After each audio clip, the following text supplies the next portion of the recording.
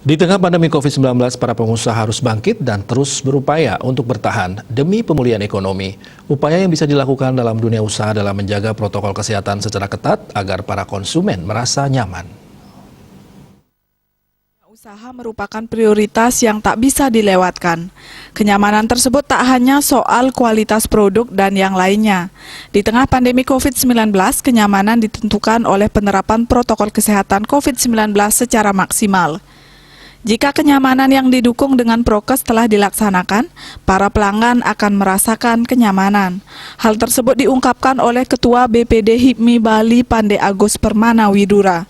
Lebih lanjut dijelaskan kemasan dari produk UMKM juga harus dirancang agar terkesan menarik.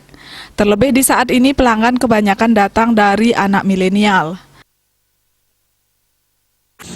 Dijaga prokes bagaimana agar tetap bisa membuat rasa nyaman kepada pelanggan kita untuk membeli produk-produk kita.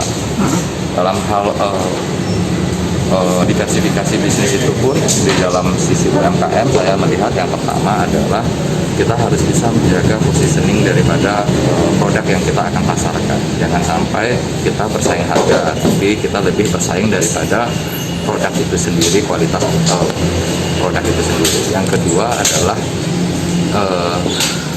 packaging. Di zaman milenial ini kita tahu market hampir 60% marketnya adalah market milenial. Nah, market milenial ini sangat tertarik kepada hal-hal yang sifatnya seperti packaging. Nah,